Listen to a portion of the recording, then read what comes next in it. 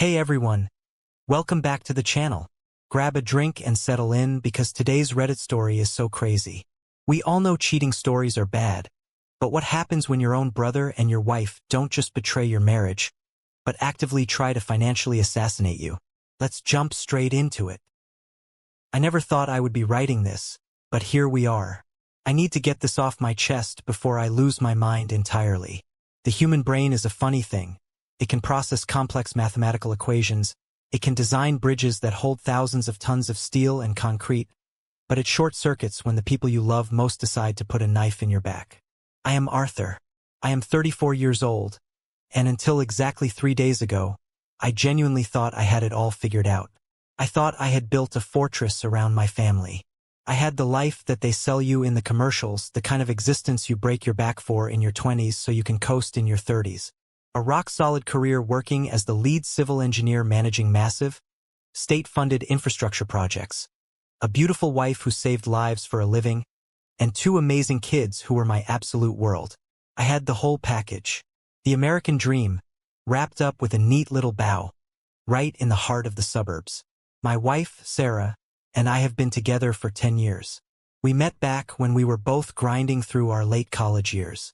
She was fiercely intelligent, driven, gorgeous, and studying relentlessly to become a registered nurse.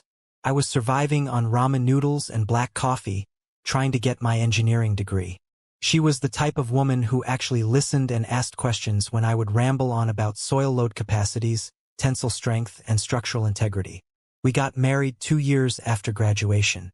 We bought a beautiful 4-bedroom colonial house that I practically helped redesign and renovate myself. I laid the mahogany hardwood floors with my own hands. I built the deck in the backyard where we hosted neighborhood barbecues. We built a life from the ground up. We had Lily, who is 6 now, with these bright, observant hazel eyes that catch absolutely everything, and Leo, my 4-year-old boy who is a ball of endless, chaotic, beautiful energy. I thought my foundation was unbreakable. And then there was my younger brother, Julian. Julian is 29, 5 years younger than me, and he has always, without fail, been the golden child of our family. While I was burying my head in physics textbooks and construction blueprints, sweating out in the summer sun in a hard hat to build a stable future, Julian was building his reputation as an elusive, tortured artist. He is an art photographer, running his own boutique studio downtown. The guy is charismatic, effortlessly cool, naturally gifted at making people look at him, and currently sitting on something like 52,000 Instagram followers. He wore vintage leather jackets, drove a classic restored Mustang, and never seemed to worry about a mortgage or a 401k. My mother, Eleanor, never shuts up about him. To her, Julian is a visionary, a creative genius whose flaws must always be accommodated, and whose mistakes are just part of his process. If I got a promotion at work, she would politely nod. If Julian posted a black and white photo of a trash can that got 1,000 likes, she would call the entire extended family to brag. Do not get me wrong, I loved my brother. I protected him. We were incredibly tight growing up. When he was struggling to get his photography studio off the ground and the banks laughed at his business plan, I was the one who co-signed his first major equipment loan. I put my own credit on the line so he could buy his fancy cameras and lighting rigs. When Sarah and I built our life, Julian just seamlessly integrated into our circle. He was the fun, unpredictable uncle. Sunday dinners, holiday barbecues, random drop-ins to play with the kids when he was scouting locations for his high-fashion shoots.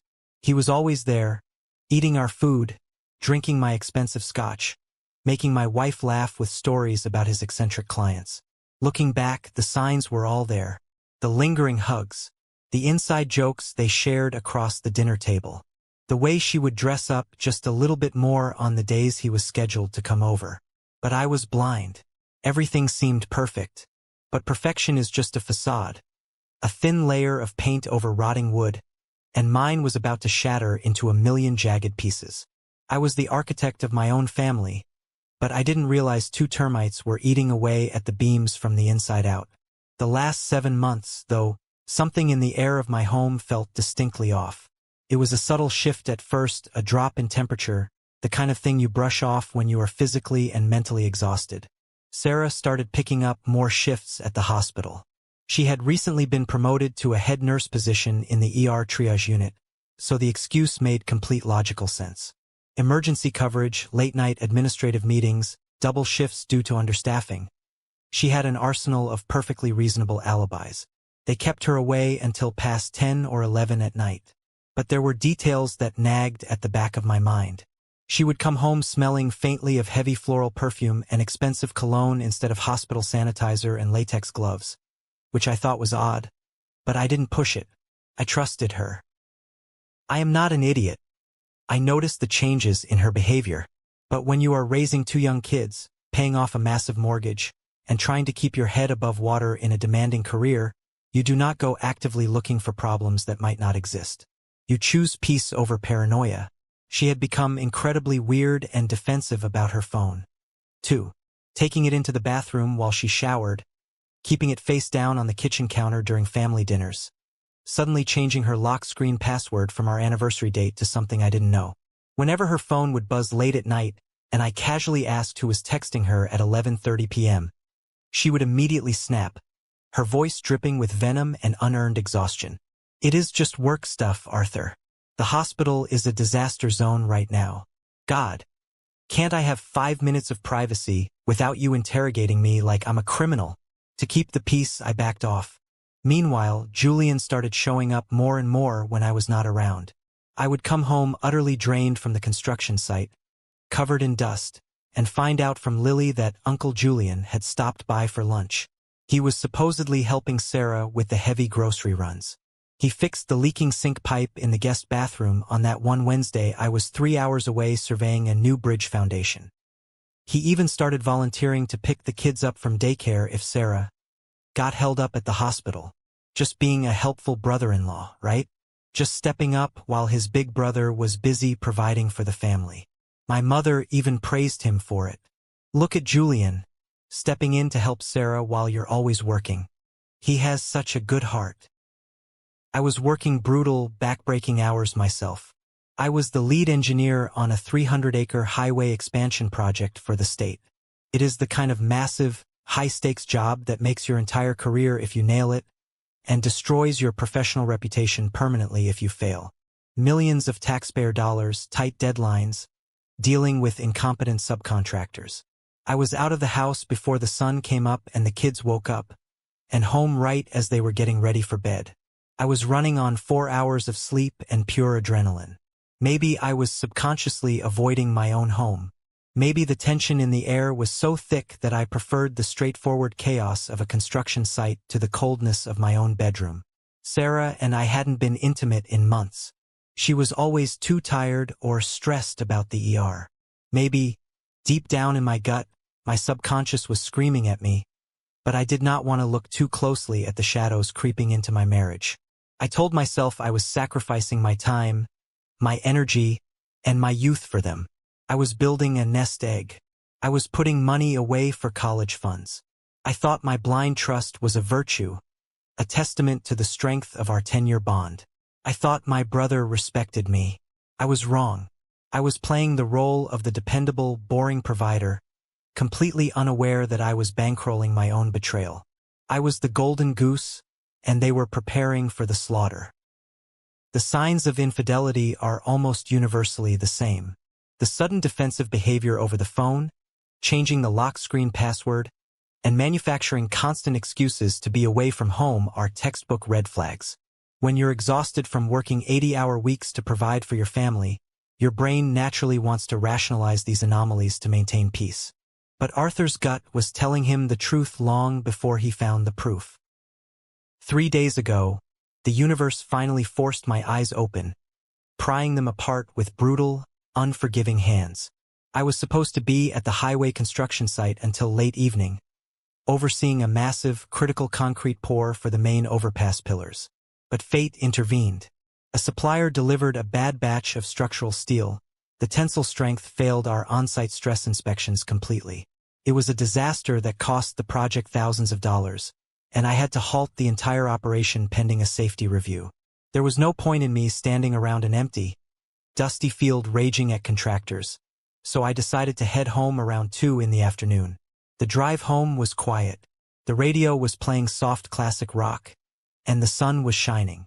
As I pulled into my quiet, tree-lined suburban street, I noticed Sarah's car was not in the driveway. Good, I thought to myself, letting out a long sigh of relief. The house is empty. The kids are at daycare. I can grab a long, hot shower, wash this concrete dust off my skin, sink into the living room couch, and maybe watch a baseball game in peace for the first time in 6 months.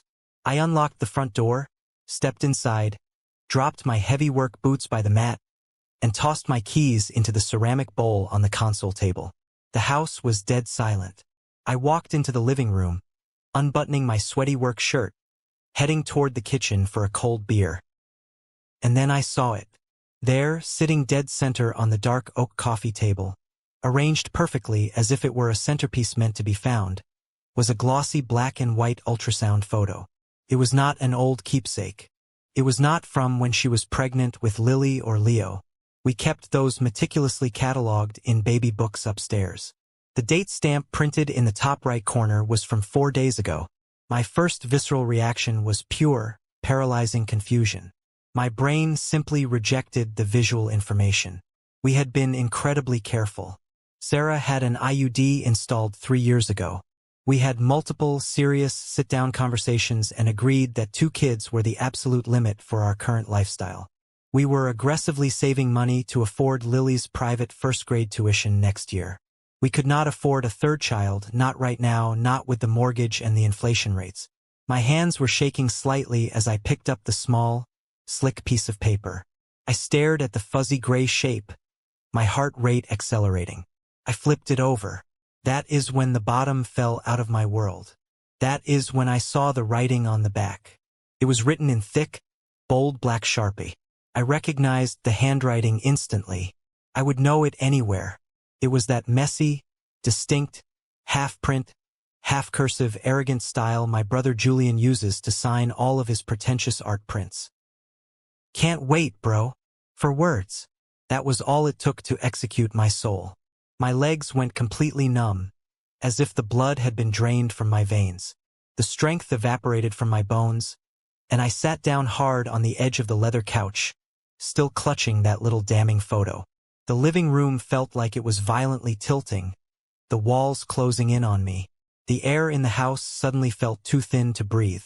Every single thing I thought I knew, every foundation I had poured my sweat into building, every ounce of trust one had given, evaporated into thin air. Can't wait, bro. He didn't write congratulations. He didn't say he was happy for us. He didn't say you're going to be a great dad again. Can't wait, bro. Like he was a co-conspirator. Like he was a part of this. Like he was the architect of this pregnancy. I sat there in the deafening silence, staring at the tiny gray blob on the paper that was about to detonate my entire existence. My phone buzzed in my pocket, the sudden vibration making me jump. It was a text from Sarah. Hey honey, triage is an absolute nightmare today. 3-car pileup. Working late again tonight. There is leftover chicken casserole in the fridge. Love you. I looked at the ultrasound in my trembling hand. I looked at the blatant, sickening lie on my phone screen. I looked back at the ultrasound, and then the shock burned away. The sorrow, the confusion, the heartbreak. It all incinerated, leaving behind a cold, terrifying clarity. I did something I had never done in my 10 years of marriage. I stopped being the trusting, supportive husband. I became an investigator. I went hunting. The panic completely receded, replaced by the methodical, cold, analytical brain of a civil engineer assessing a catastrophic structural failure. First thing I did was photograph that ultrasound. I took high-resolution pictures of the front, the back, the date stamp, making sure the lighting was perfect. I even recorded a continuous video of me walking into the room, showing exactly how I found it sitting on the table, proving it was placed there intentionally. Evidence. That is the only word echoing in my skull like a metronome. Evidence. I moved to the garage. Sarah always kept a spare key fob hidden in a magnetic lockbox under the wheel well of her Honda SUV. I popped the door. the interior smelling faintly of vanilla air freshener, and started tearing through her vehicle like a detective at a crime scene. Center console. Nothing but lip balm, spare change, and old grocery receipts. Glove compartment. Registration, insurance cards, a few napkins. Then I shoved my hand deep under the passenger seat, feeling around the metal tracks. My fingers brushed against a heavy, cylindrical plastic bottle. I pulled it out into the light. Prenatal vitamins. The expensive, prescription-grade ones. The exact kind she complained about having to take when she was pregnant with Leo because they made her nauseous. Hidden deep under the seat like smuggled contraband. I stormed back inside the house. My jaw clenched so hard my teeth ached. Went straight to my home office and booted up my laptop. I logged into our joint bank accounts. Sarah had always insisted on managing the digital credit card statements for the cashback rewards, and I had foolishly, blindly trusted her to handle it while I focused on earning the actual money. I pulled up the master statement and filtered the transactions for the last 7 months. My stomach churned, a sickening knot forming in my gut as the data populated on the screen. 5 months ago, the Marriott downtown, $145. A Tuesday night when she supposedly had a massive hospital audit and slept in the on-call room. 4 months ago, the Capitol Grill Steakhouse, $110. Dinner for 2, right in the middle of her night shift. 3 months ago, charges at a boutique lingerie store. There were dozens of these. Coffee shops across town near Julian's studio, expensive lunches, Uber rides that didn't match her route to the hospital. I kept digging. I marched into the laundry room. Her pink gym bag was shoved aggressively behind a pile of dirty towels. I remembered she had been wildly protective of that bag lately, taking it straight upstairs with her instead of tossing it by the shoe rack like she used to. I unzipped it, digging past her sweaty workout gear and a disgusting plastic protein shaker she never washed properly. At the very bottom, tucked inside a zippered waterproof pouch hidden in the lining, my hand hit cold, hard plastic. A phone. A cheap, black, prepaid burner phone. My hand did not shake as I held the power button. The screen glowed to life. I swiped up. No passcode lock. A truly stupid, arrogant mistake from 2 people who thought they were so much smarter than me. I tapped the messaging app. Dozens of message threads populated, all from one unsaved phone number, simply saved in the contacts as J. I forced myself to scroll to the very beginning, subjecting myself to the ultimate psychological torture. 7 months of messages. 7 months of my wife and my brother laughing at me behind my back. Last night was incredible in the studio. I can't stop thinking about you. He doesn't look at you the way I do. When are you going to tell him? Bile rose in my throat, burning the back of my mouth. I kept reading, my eyes scanning the texts like an auditor finding fraud. The recent texts turned specific, logistical, and incredibly cruel. The baby changes everything, Sarah. We can't keep hiding after this. I'll take care of you both. Promise. My art is taking off. Just a few more months and we can stop pretending to be the happy family with him. The final message was sent just this morning. From Julian. Did you leave the ultrasound photo out on the table like we discussed? Time to start the endgame. Let him blow up so you can play the victim and take the kids. I love you. They planned this. They intentionally planted that photo for me to find. They wanted me to initiate the explosion, to scream, to break things, so she could call the cops, play the terrified victim, file for divorce and take my children and my house. I sat there on the cold laundry room tiles, surrounded by my children's dirty clothes and my wife's grotesque lies, breathing heavily. But there was one more thing I needed to check.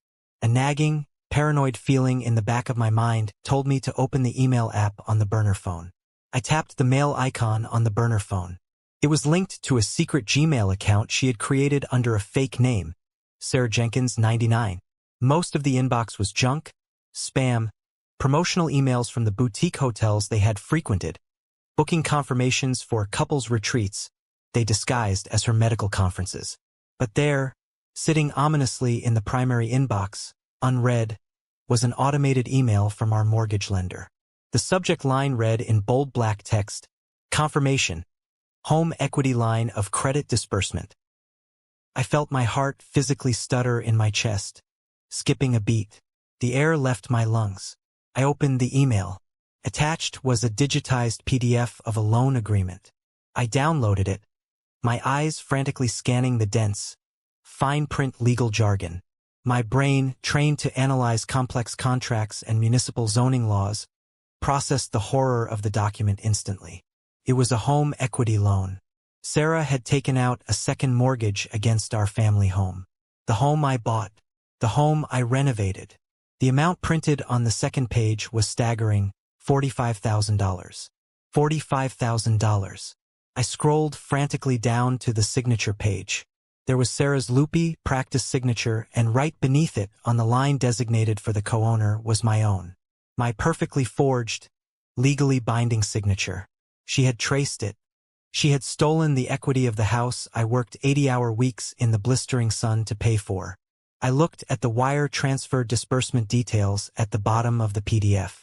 The entire $45,000 had not gone into our joint checking account. It hadn't gone to a college fund.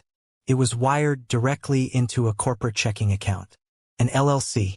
I recognized the business name immediately, and the realization hit me like a physical punch to the jaw. Aperture Vision Studio LLC. Julian's photography business. The puzzle pieces slammed together with sickening, violent clarity. Julian's successful studio was a sham.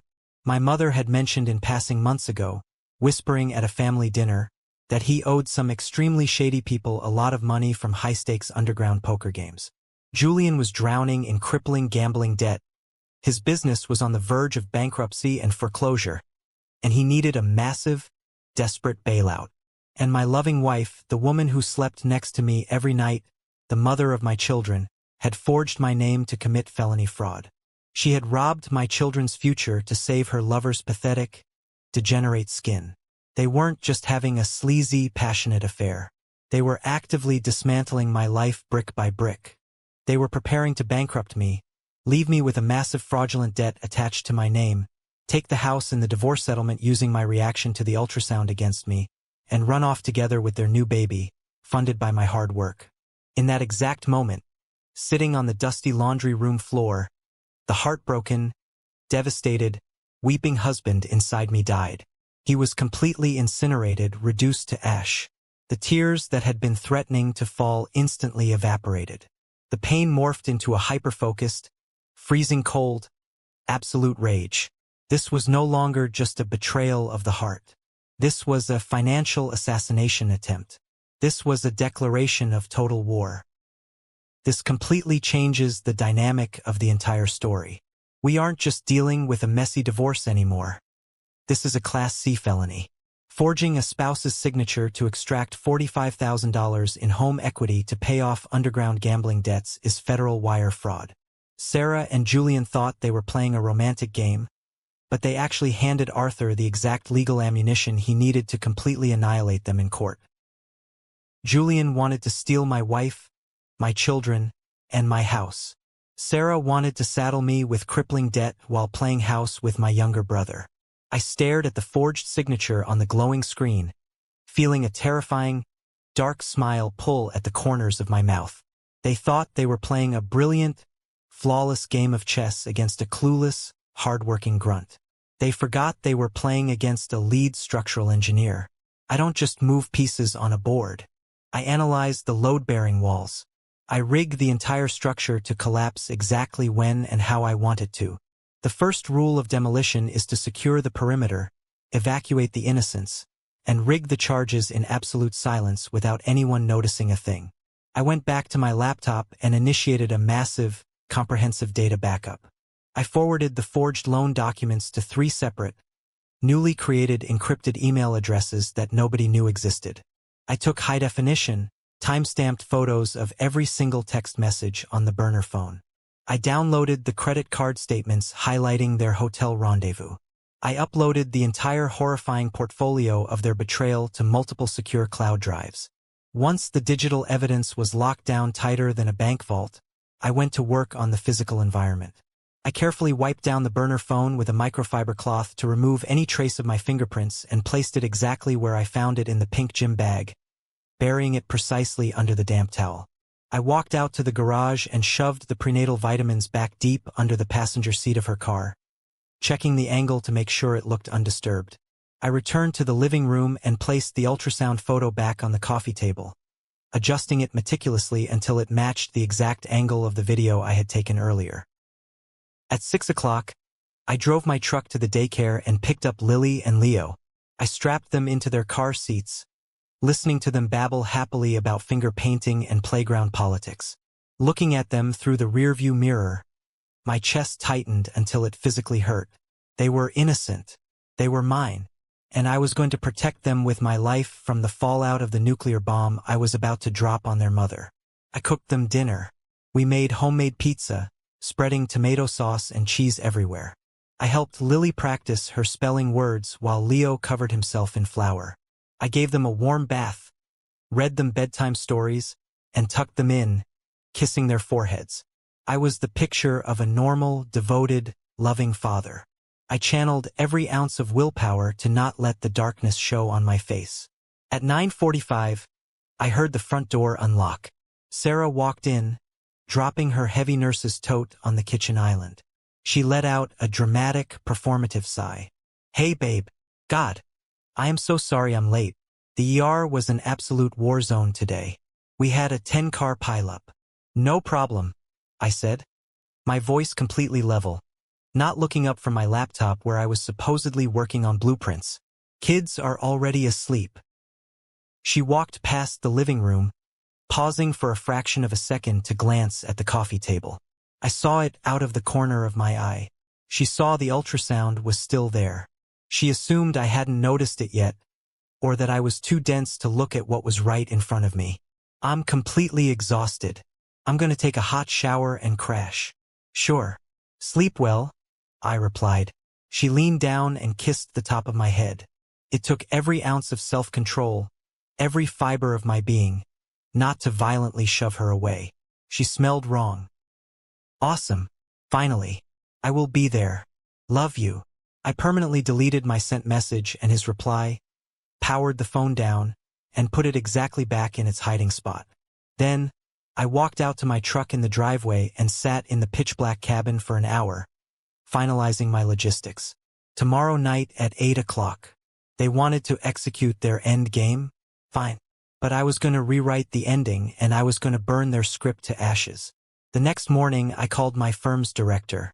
"Food poisoning," I lied, coughing weakly into the receiver. "Must have been some bad takeout. I need the next 2 days off." Sarah barely looked at me as she rushed around the kitchen grabbing her keys and a travel mug of coffee. "You okay? Do you need me to stay home?"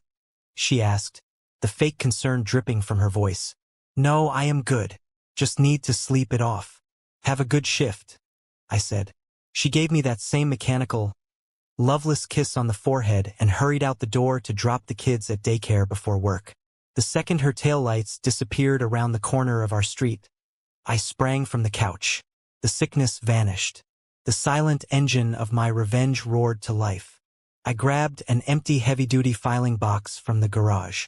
I gathered their birth certificates, our passports, the car titles, the homeowner's insurance documents, and every single piece of vital paperwork in the house, locking it inside my truck.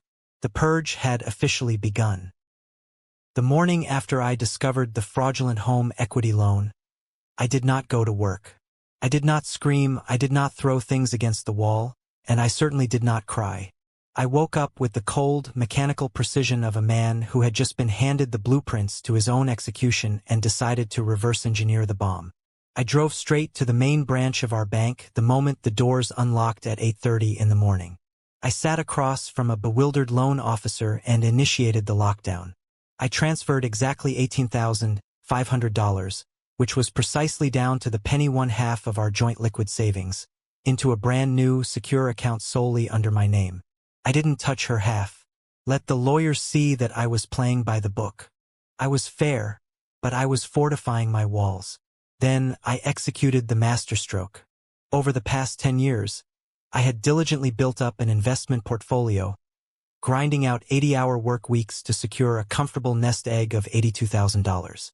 It was money meant for our future, for our kids' college, for emergencies. I sat with the bank's wealth management team and moved every single cent of that $82,000 into an irrevocable trust. The absolute only beneficiaries listed on that ironclad document were my daughter, Lily, and my son, Leo. I had my attorney draft a specific, brutal provision.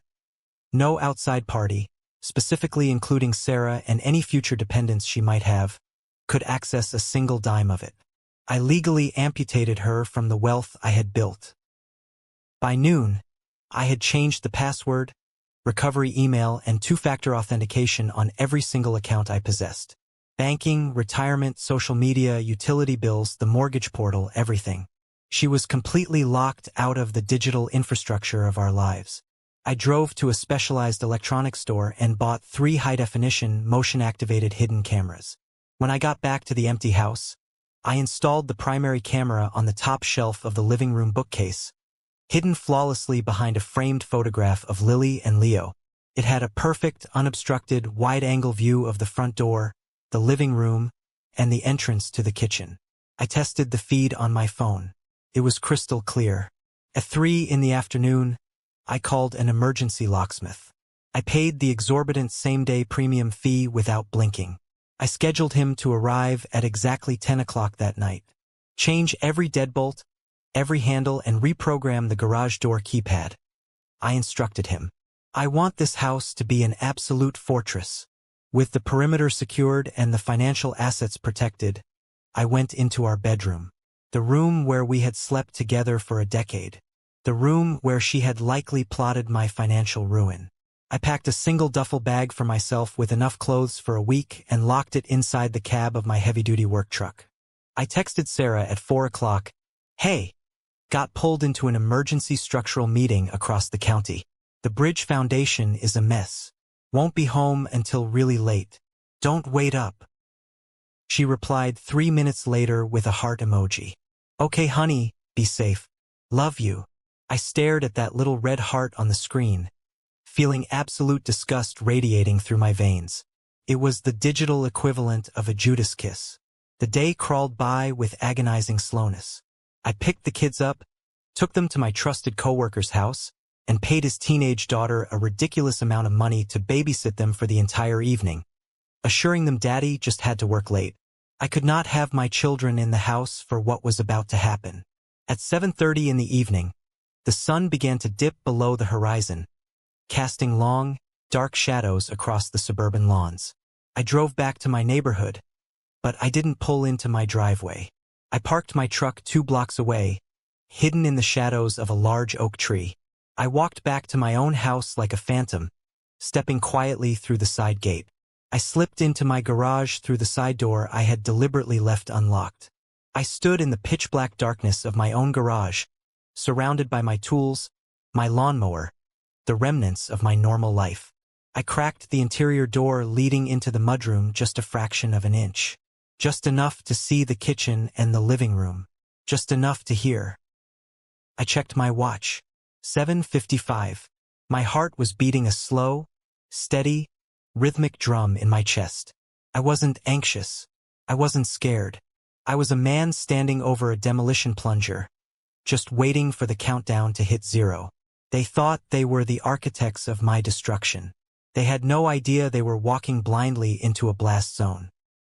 Wait, let's pause for a second. If you were in this position, standing there in your dark garage, catching your cheating wife and your brother red-handed, what would you do? Would you call the cops right then and there, show them the forged loan docs, and have them hauled off on the spot? Or would you do what Arthur's doing? Step out of the shadows, look them in the eye, and watch their entire world crumble in real time? Let me know what you'd choose in the comments below. At exactly 8:03, a sleek, murdered-out black Mustang pulled into my driveway. I watched through the narrow slit of the garage door as the headlights swept across the front window. The engine cut off. It was Julian. He stepped out of the car, adjusting his expensive vintage leather jacket. In his left hand, he held a bottle of overpriced red wine. In his right hand, a bouquet of fresh, vibrant lilies. My wife's favorite flowers. The sheer, unadulterated audacity of it made my jaw clench so tight I thought my teeth might crack. My brother, holding flowers for my wife, walking up the concrete pathway to my front door like he owned the deed to the property. I waited in the dark. I heard the lock click. I heard the heavy oak door swing open. "Hey, baby!" Julian's voice drifted through the house, smooth and utterly devoid of guilt. "You made it," Sarah's voice replied.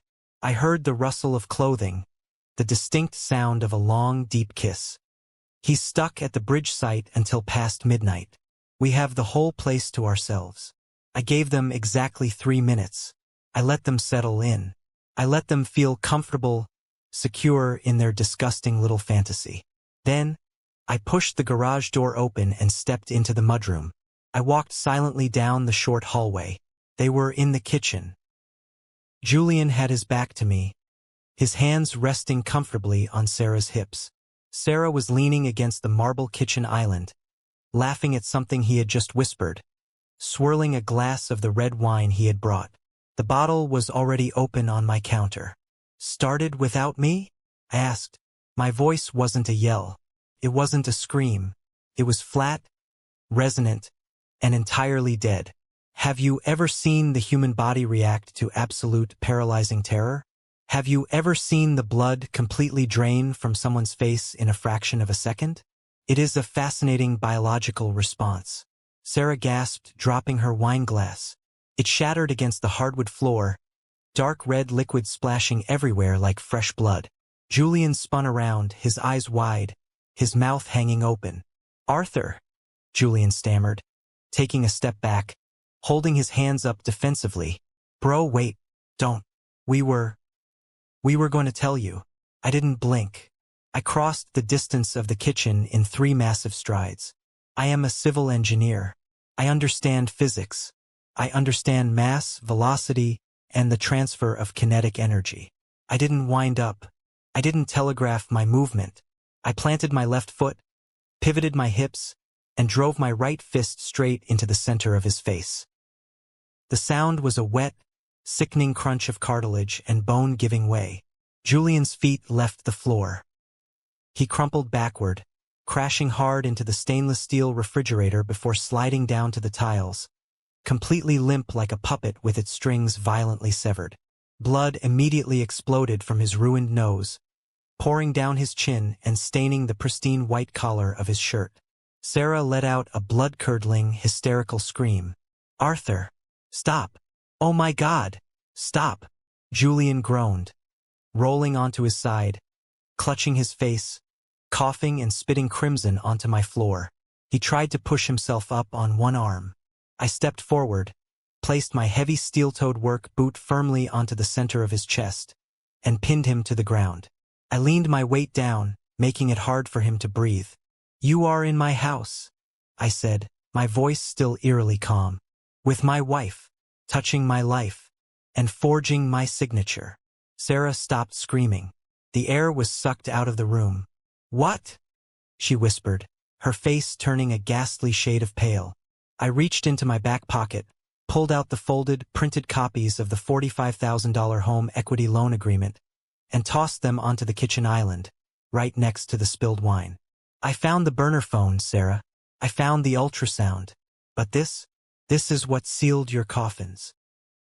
Julian looked up at me from the floor, his eyes wild with pain and sudden, absolute panic. The arrogant artist was gone, replaced by a pathetic, bleeding coward. "Arthur, please," he choked out, blood bubbling on his lips. "I can explain the money. The studio was going under. Shady people. Get out," I said, lifting my boot off his chest. "Get out of my house right now, Julian, before I stop being a civilized man and finish what I started." He scrambled to his feet, slipping slightly in his own blood, clutching his ruined nose. He didn't look at Sarah. He didn't try to defend his pregnant lover. He practically ran for the front door, leaving his pride, his dignity, and his flowers behind. The front door slammed shut. I've got to emphasize something here. A single punch that literally lifted him off the floor?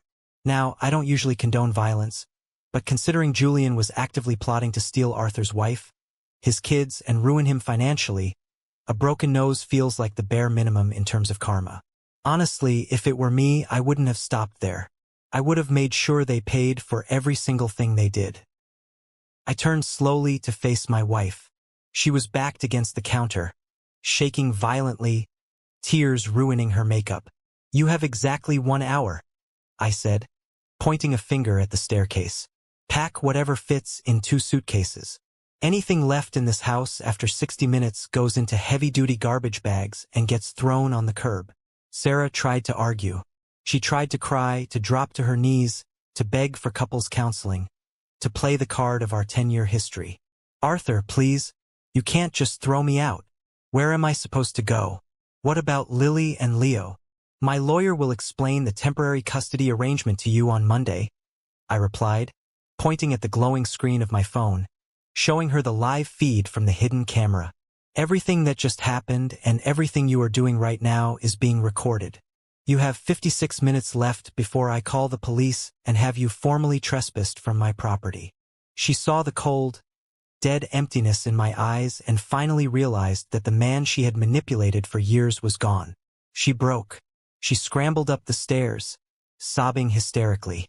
I stood in the kitchen, listening to the frantic slamming of drawers, the clattering of hangers, the panicked packing of a woman whose entire world had just collapsed. Exactly 55 minutes later, she dragged 2 heavy suitcases down the stairs, her face bloated and red. I opened the front door for her. I didn't say a word. She dragged her bags out into the dark, and I slammed the door, locking the deadbolt. At 10 o'clock sharp, the locksmith arrived. Within an hour, every point of entry in the house was secured with brand new, heavy-duty locks. At midnight, I walked through the house, taking every single item of clothing, jewelry, makeup, and knick-knack she had left behind. I aggressively stuffed 7 years of marriage into 25 black, heavy-duty contractor garbage bags and hauled them out to the curb. It looked like the aftermath of a disaster. It felt like an exorcism. But I was far from finished. The physical eviction was only phase 1. Now came the social execution. At 12:45 in the morning, I sat at my dining room table, opened my laptop, and pulled up my phone. I opened WhatsApp. I navigated to the massive extended family group chat. It had exactly 180 members. Aunts, uncles, second cousins, grandparents from both sides of the country. The chat we usually reserved for sharing Thanksgiving recipes, wishing happy birthdays, and sharing photos of the kids. I drafted a single, comprehensive message. I started by attaching the high-resolution front and back photos of the ultrasound, clearly displaying Julian's "can't wait, bro" handwriting. Next, I attached the screenshots of the burner phone messages, highlighting the specific texts where they mocked me, where they planned their escape, and where they admitted the affair had been going on for 7 months. Then, I dropped the absolute mother of all bombs.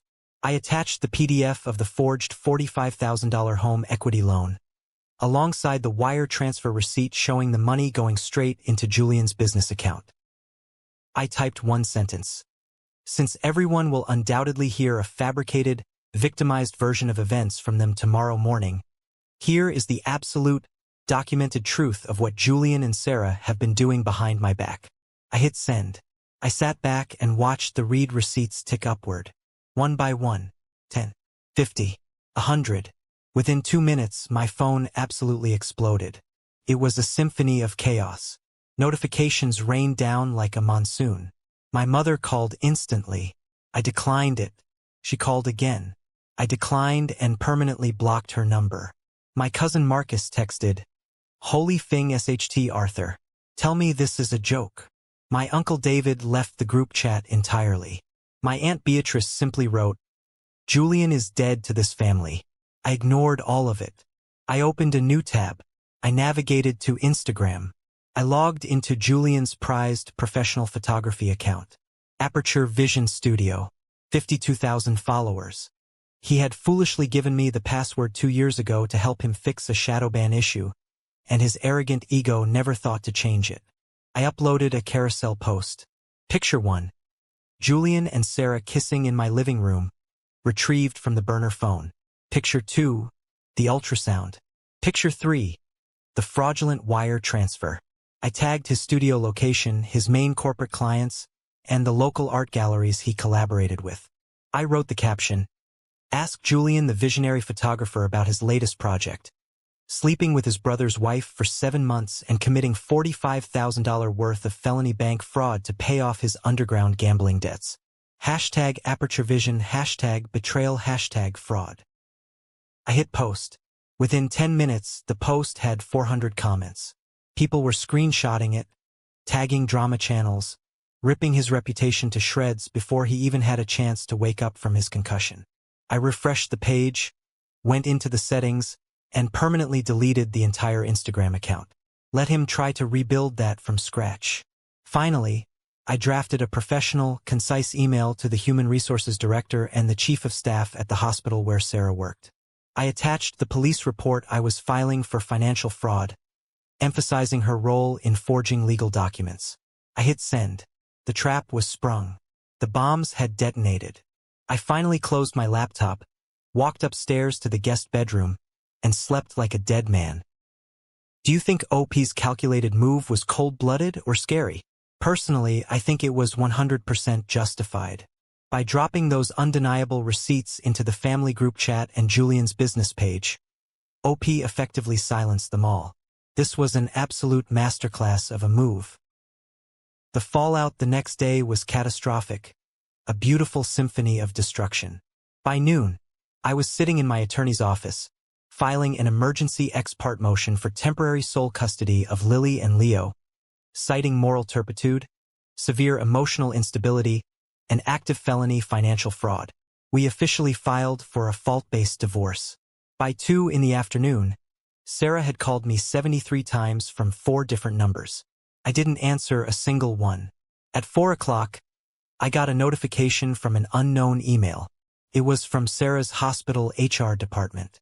She had been immediately suspended without pay, escorted off the premises by security pending a full internal investigation into her character clause violation and the pending criminal fraud charges. A registered nurse cannot have a felony fraud investigation hanging over her head. Her career was effectively on life support. Julian was faring worse. Word travels at the speed of light in the local art community. 3 prominent galleries canceled his upcoming exhibitions. His commercial clients dropped him. He was radio silent. I picked my kids up, brought them to the newly secured house, and fed them dinner. I was washing dishes at 8:30 that evening when a car engine rumbled in the driveway. I looked at the live feed from my exterior security cameras. It was my mother's silver Lexus. 3 people got out. My mother, Eleanor, Julian, sporting a massive, terrifyingly purple-black eye, his nose heavily splinted and packed with bloody gauze, and Sarah, looking like a hollowed-out ghost of the woman I married, her hair matted, her eyes swollen completely shut from crying. They walked up to the front door. The doorbell chimed. I told the kids to stay in the living room and watch their movie. I unlocked the door and stepped out onto the porch, pulling the door shut behind me so my children wouldn't hear. I crossed my arms, staring at the pathetic trio standing on my steps. "Arthur?" My mother choked out, tears streaming down her perfectly powdered face. "What have you done? You are destroying this family." I let out a harsh, bitter laugh. "I'm destroying the family? That's a fascinating perspective, Mom." I pulled out my phone and hit record. "You are all being recorded. Just so we are perfectly clear on the legalities. You are being vindictive and cruel." My mother shrieked, pointing a trembling finger at me. "You ruined your brother's career. You got Sarah fired. Julian made a mistake. It was a moment of weakness. He is your blood. A moment of weakness?" I stepped forward, my shadow falling over them. A moment of weakness is drinking too much at a wedding. 7 months of sneaking into my bed is a calculated lifestyle choice. Forging my signature to steal $45,000 from my children's home equity is a felony. He isn't my blood anymore. He is a parasite. Julian cowered behind our mother, unable to look me in the eye. "Arthur, please," he mumbled through his broken nose. The police, the fraud detective called me. You have to drop the charges. I'll go to prison. I'll pay you back, I swear. You will pay the bank back, Julian, or you will rot in a cell. I don't care which, I said coldly. Then Sarah pushed past my mother. She fell to her knees on the hard concrete porch, grabbing at the hem of my jeans. She looked absolutely deranged, desperate, backed into a corner with no escape. Arthur, listen to me. Please, you have to listen. She sobbed, her voice cracking. We need to talk. I lied. I lied to Julian. I lied to everyone to try and get his money to save us. I looked down at her, feeling absolutely nothing. What new fiction have you invented now, Sarah? The baby, she gasped, clutching her stomach, looking up at me with wild, pleading eyes. The baby isn't his. It's yours, Arthur. It's your baby. I swear to God. I only told him it was his so he would take care of me, so he would give me the money from his business. I was trying to protect our family. Please, get a paternity test. You can't throw away your own unborn child. It was the most disgusting, desperate, vile manipulation tactic I had ever witnessed in my entire life. She was using an unborn child as a bargaining chip, as a shield to crawl back into my house and my bank account. My mother gasped, looking at Sarah with sudden, renewed hope. Arthur, did you hear her? It's your baby. You have to let her in. I stared at Sarah's tear-streaked face for a long, agonizing moment. Then, I gently but firmly kicked my leg free from her grasp. I looked her dead in the eye. If the child is mine, my attorneys will arrange a completely sterile, court-ordered co-parenting schedule, and I will pay the exact state minimum in child support, I stated, my voice like ice. If the child is his, then it is his karma and your nightmare. But either way, you are never stepping foot inside my house again. Get off my property before I call the cops. I turned around, walked inside, and locked the heavy door, leaving them weeping in the dark. The truth is a relentless, unstoppable force. You can bury it under lies, you can obscure it with tears, and you can try to manipulate it with desperate pleas on a concrete porch, but eventually the math always adds up. 3 weeks later, I sat in the sterile, aggressively air-conditioned conference room of my attorney's office. Across the mahogany table sat Sarah and her newly hired, incredibly stressed, bargain bin divorce lawyer. Between us on the table was a sealed white envelope from an independent, court-approved genetics laboratory. Sarah looked completely shattered. She was living in a cramped, moldy 2-bedroom apartment on the bad side of town, and the stress of the pending criminal charges had aged her a decade. Julian wasn't there. He was too busy dealing with his own impending doom. My attorney, a ruthless man named Davis, picked up a silver letter opener and sliced the envelope. He pulled out the single sheet of paper, scanned it with dull, unimpressed eyes, and slid it across the table towards Sarah. Probability of paternity for Julian, Davis read aloud, his voice echoing in the quiet room. 99.99%. The biological father is the brother. Sarah squeezed her eyes shut, a low, wretched whimper escaping her throat. Her final, desperate lie had completely collapsed. The baby was Julian's. The trump card she tried to play to force me into taking her back was nothing but a bluff. I didn't smile. I didn't gloat. I just nodded at Davis. Proceed with the absolute maximum penalties, I told him. The ensuing months were a masterclass in the unyielding brutalism of cause and effect. With the undeniable proof of the affair, the blatant financial fraud, and her suspension from the hospital, the divorce proceedings were a slaughter. The judge looked at Sarah with absolute contempt. Because I had preemptively secured the $82,000 in the irrevocable trust for the kids, she couldn't touch it. Her lawyer tried to break the trust 3 different times, citing marital assets, and failed every single time. The language was bulletproof. I was awarded full primary physical and legal custody of Lily and Leo. Sarah was granted supervised visitation every other weekend, severely restricted due to her unstable living conditions and lack of employment. She was ordered to pay child support based on her previous nursing salary, driving her further into an inescapable pit of debt. To avoid serving a 5-year federal prison sentence for bank fraud and forgery, Julian was forced to completely liquidate his life. He sold Aperture Vision Studio at a massive loss.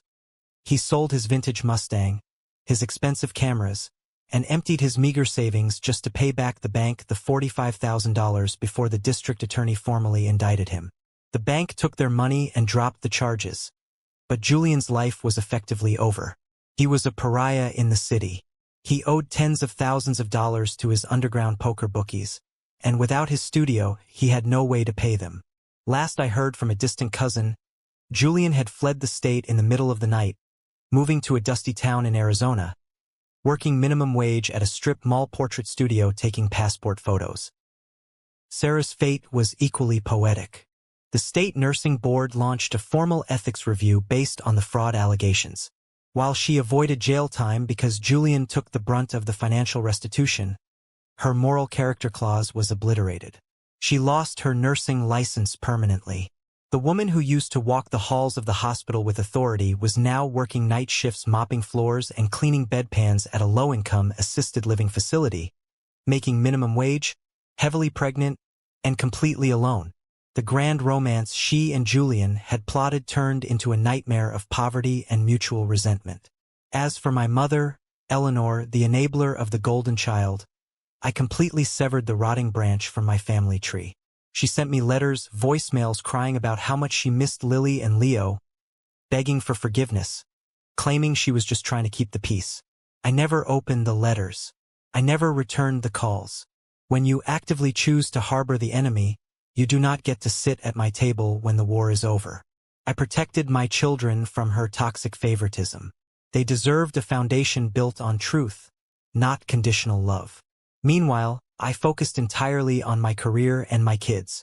The massive highway project I was managing was completed 2 months ahead of schedule and significantly under budget. The State Transportation Board was thrilled.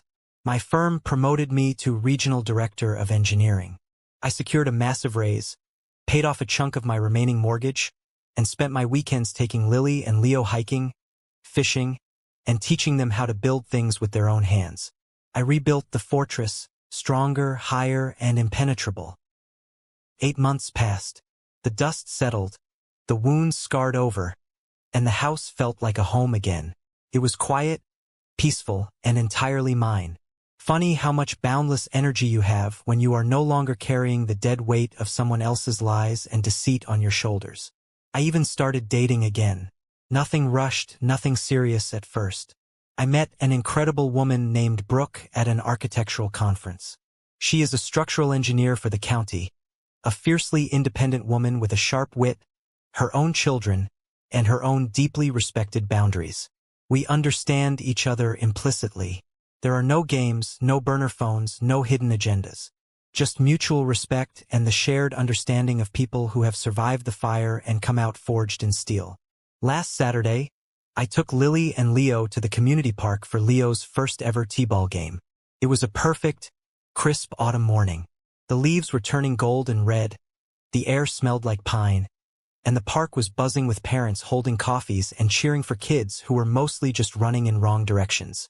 Brooke was sitting next to me on the metal bleachers, laughing as Leo successfully hit the ball off the tee and immediately ran toward third base instead of first. I was smiling, genuinely, deeply happy. I got up to grab us a couple of hot dogs from the concession stand. As I was walking back, balancing the cardboard tray, I stopped dead in my tracks. Across the chain-link fence, standing near the edge of the parking lot, was Sarah. She was pushing a cheap, faded plastic stroller. Inside was a screaming infant, Julian's child. I looked at her, truly looked at her for the first time in almost a year. The transformation was staggering. She looked like she had aged 15 years. The vibrant, gorgeous, confident nurse I used to know was entirely gone. Her hair was thinning, pulled back into a messy, greasy knot.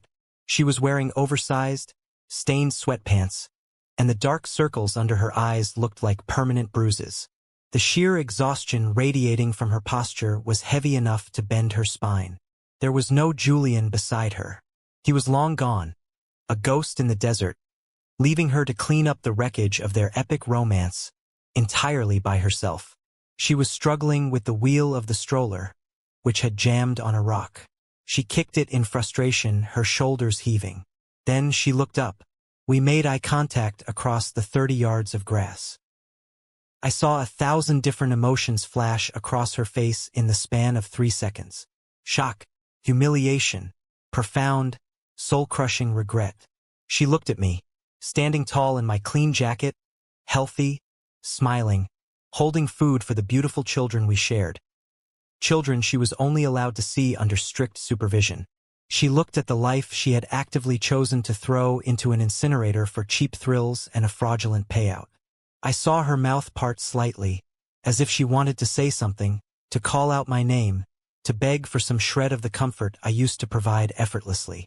I didn't glare at her. I didn't smirk. I didn't feel the burning rage of the engineer seeking demolition, nor did I feel the hollow pity of a victim. I felt absolutely, entirely nothing. It was the purest form of indifference. I looked right through her, as if she were a stranger asking for directions to a place I had never been. I gave her a single, microscopic nod. Not an acknowledgement of our past. Not a sign of forgiveness. Just an acknowledgement of her existence in that exact space and time, before I completely erased her from my consciousness again. I turned my back. I walked away, toward the bleachers where Brooke was cheering and Leo was finally running to the correct base. I heard the baby in the stroller behind me start wailing louder. I heard the frantic, exhausted shushing of a mother who was drowning in the consequences of her own horrific choices. I didn't turn around. I didn't break my stride. Some structures, once compromised, can never be retrofitted. Some bridges, once burned, leave chasms that are simply too wide to ever cross again. Some people realize the absolute magnitude of what they had only after they have smashed it to pieces with their own hands. But that is the tragedy of their own design. That is no longer my problem. It never was, and it never will be again. I am busy building a new foundation. In my opinion, OP executed this flawlessly. When your own family tries to bankrupt you and steal your children, you don't owe them grace. You owe them consequences. That final look he gave Sarah at the park, pure, icy indifference, was more powerful than any screaming match could ever be. She lost a great man, her career, and her dignity, all for a guy who abandoned her the second things got hard.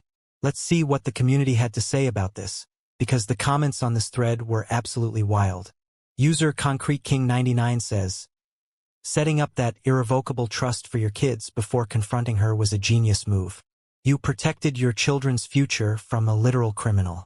The fact that your mother tried to defend them tells me everything I need to know about how Julian became such a monster. I completely agree with this take. The trust fund was the smartest play in the entire story. By the time Sarah knew what was happening, the vault was already sealed. But we have someone playing devil's advocate here.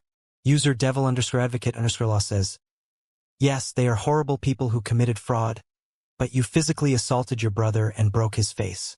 No matter how mad you are, you're lucky Julian didn't press assault charges against you and ruin your engineering career. You know what? Legally, sure, Arthur took a massive risk by throwing that punch. But realistically, Julian was caught committing $45,000 worth of federal fraud. There is zero chance Julian goes to the cops to report a bloody nose when Arthur holds the keys to his prison cell.